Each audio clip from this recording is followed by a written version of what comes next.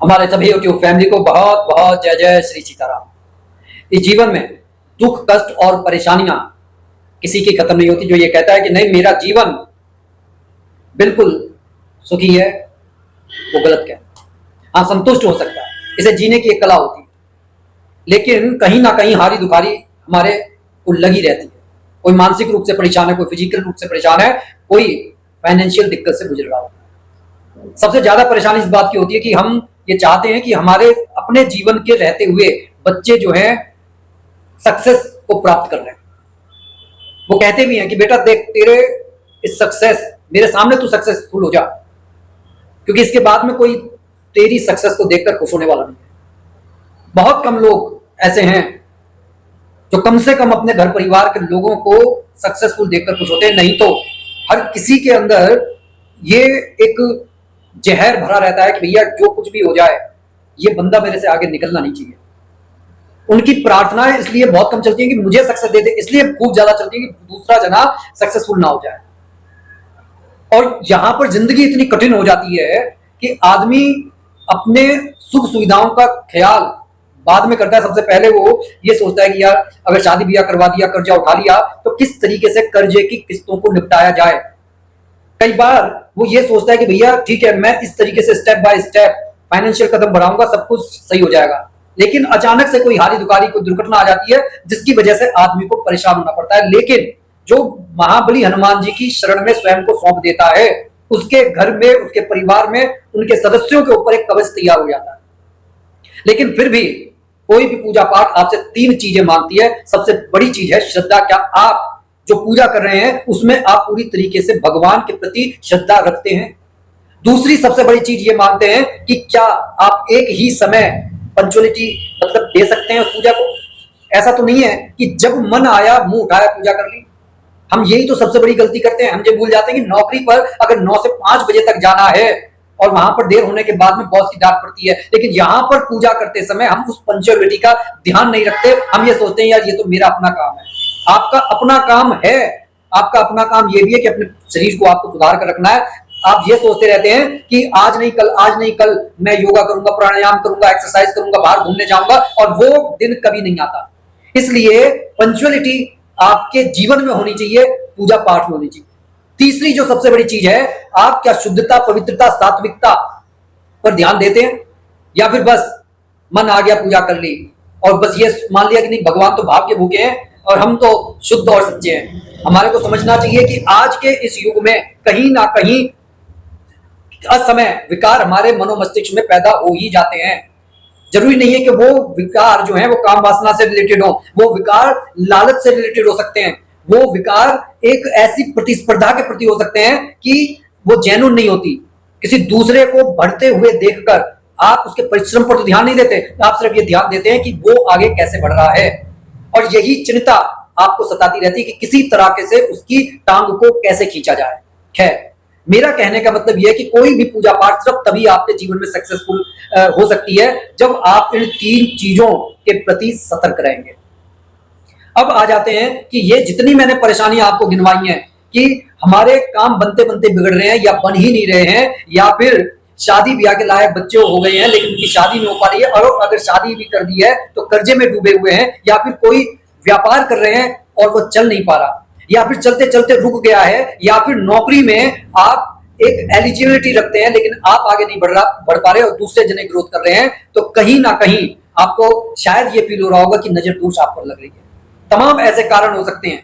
उन सब कारणों से भी ज्यादा एक भयानक कारण ये होता है कि आपको सुख की नींद नहीं आ पा रही। सुख की नींद तब नहीं आ पाती है जब आप फाइनेंशियल कमजोर होते हैं और कोई दुश्मन आपको परेशान कर रहा होता है। आप अपने घर परिवार को ही लेकर दुखी होते हैं कि आप अपने घर पता नहीं कब छिन जाने के कगार पर आ जाता है। जो चीज आपकी है दूसरा जना छीनने के लिए खड़ा हुआ होता है। ऐसे समय में जब हम महाबली हनुमान जी की शरण में जाते हैं, तब हमारे को ध्यान रखना चाहिए कि वह या तो आपके शत्रुओं को पूरी तरीके से खत्म कर देंगे या फिर उनका हृदय परिवर्तन कर देंगे।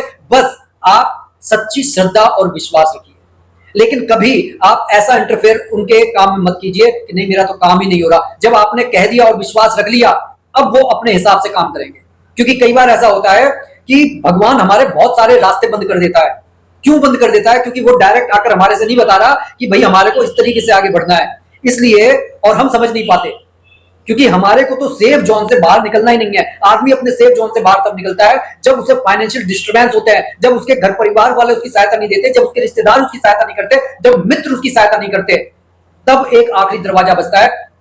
हो सकता है कि वो उसका सपना हो और भगवान उसे धक्का देकर उस सपने के पीछे लेकर चले जाते हैं। जैसे लाल बहादुर शास्त्री एक सेफ जोन में रहना चाहते थे क्योंकि गरीब थे, और वे ये चाहते थे कि भैया किसी भी तरीके से रेलवे में उनकी जो है झंडा फहराने वाली नौकरी मिल जाए, लेकिन उन्हें वो नौकरी नहीं मिली। बाद में वो रेल मिनिस्टर बने और उसके बाद में वो प्राइम मिनिस्टर बने। ये सब कैसे संभव हुआ? ये सिर्फ भगवान की कृपा से संभव हुआ। इसलिए अगर कोई एक रास्ता बंद हो जाता है तो कभी भगवान को शक की दृष्टि से नहीं देखना चाहिए। हमेशा ये सोचना चाहिए कि जो कुछ हो रहा है वो मेरे भले के लिए हो रहा है। बस आप अपने भावों को शुद्ध रखते हुए भगवान की पूजा करते चले जाए।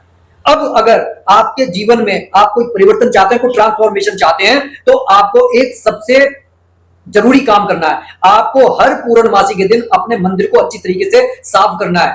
आपको ये मान लेना है कि मेरे को पूर्णमासी के दिन मंदिर को साफ करना है, मेरे को अमावस्या के दिन मंदिर को साफ करना है। लेकिन ये जो मैं उपाय बता रहा हूं ये पूर्णमासी से रिलेटेड है, इसलिए पूर्णमासी के दिन मंदिर की एक एक चीज को आपको साफ करके रखना है।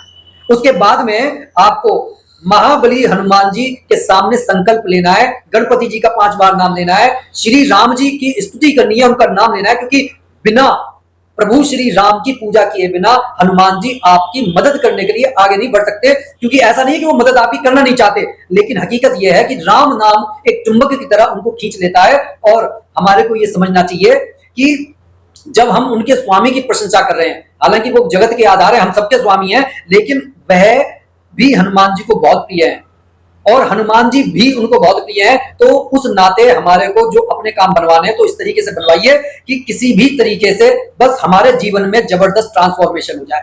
तो आपको क्या करना है कि श्री राम जी का नाम लेना है। उसके बाद में आपको पूरे मन से, वचन से, कर्म से सुंदरकांड का पाठ कीजिए। मैं नहीं कहता कि बड़े आराम से कीजिए, बड़ी तेज तेज कर डालिए, लेकिन मन के अंदर एक झांकी आपके बननी चाहिए कि हनुमान जी जो है लंका में कूद कर जा रहे हैं, उन्होंने जो है सुरसा को परीक्षा दी है, उन्होंने किस तरीके से जब वो कूदे तो पहाड़ अंदर चला गया, किस तरीके से उन्होंने सिंघनी को मारा, लंकनी को मारा, किस तरीके से वो अशोक वाटिका में घुसे, किस तरीके से उन्होंने रावण पर उनको गुस्सा आई जब वो उनसे कह रहा था माता सीता से कि भैया तुम मेरी बन जाओ तो मैं मंदोदरी तक को तुम्हारी दासी बना दूंगा।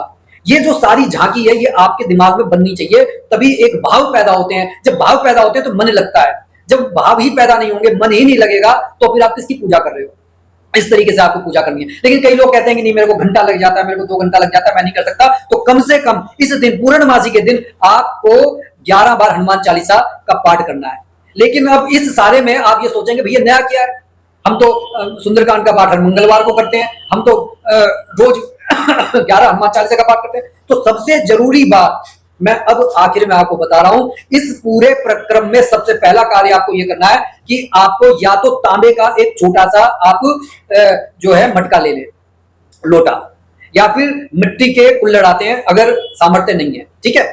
उसमें आपको मसूर की जो है लाल दाल आपको भर लेनी है और उस लाल दाल को भरने के बाद में आपको हनुमान जी के सामने रखना है। आप ये मानिए कि वो जो लाल दाल है वो मंगल ग्रह को जो है बलशाली करने की एक साक्ष्य है, ठीक है। आपको इस तरीके से, क्योंकि मंगल के बिना जो लोग हैं उनके बिजनेस असफल होते हैं, उनके जीवन में शांति नहीं आ सकती, उनके जीवन में शत्रु का दमन नहीं हो सकता। तो हमारे को करना क्या है, ये मसूर की दाल आपने ये पृथ्वी जो है पृथ्वी तत्व का द्योतक हो जाएगा, ये तांबा और ये जो मिट्टी का जो घड़ा है कुल्हड़, ठीक है।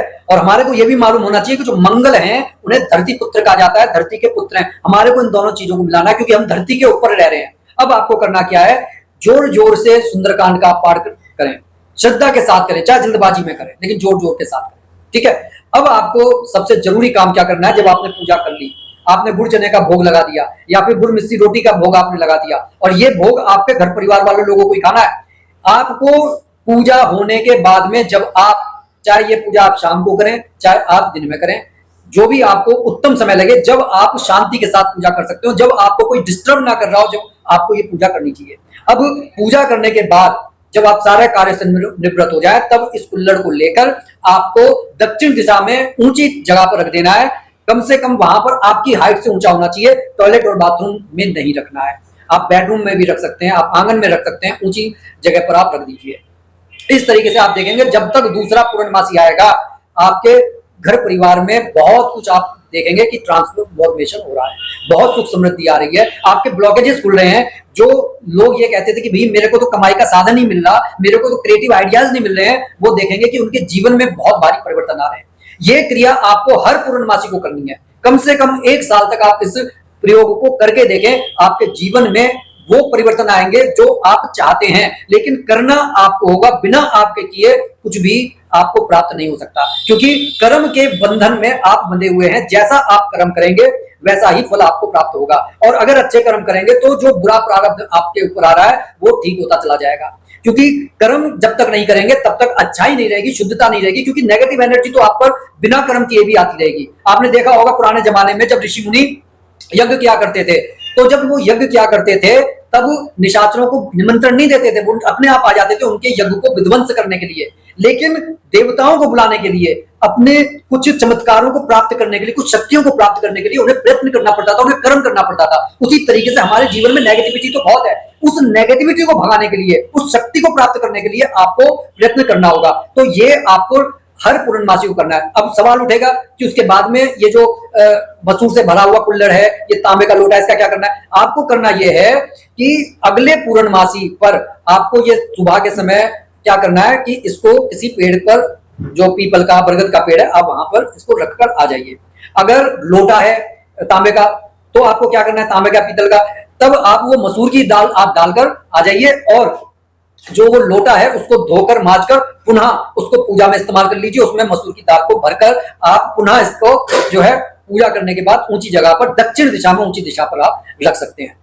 जब पूजा करें तो पूजा आपको इस तरीके से करनी चाहिए कि पूर्व दिशा की तरफ आपका मुख होना चाहिए। तो इस वीडियो को ज्यादा से ज्यादा लोगों तक शेयर कीजिए ताकि और भी लोग लाभ उठा सकें, सिर्फ आप तक ही ये वीडियो ना रहे। ठीक है, इसी के साथ मैं अपनी वाणी को विराम दे रहा हूं और ज्यादा से ज्यादा इसे शेयर करके कमेंट बॉक्स में इष्ट देव का नाम लिखना ना भूलें। इसी के साथ मैं अपनी वाणी को विराम दे रहा हूं। बोलिए जय जय श्री सीताराम।